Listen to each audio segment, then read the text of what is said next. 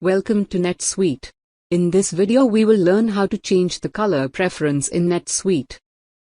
From the Home dashboard, navigate to the Set Preferences page by hovering over the Home icon and pressing Set Preferences. Once in the Set Preferences page, click the Appearance sub-tab. In the Color Theme drop-down menu, select your color preferences. Depending on your company's NetSuite setting, you may not have all options shown here.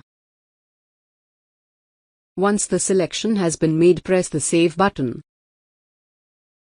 You will now see the color of the navigation bar and portlet's title bars have changed to the selected color. To change to another color, follow the same process as before. Thanks for watching.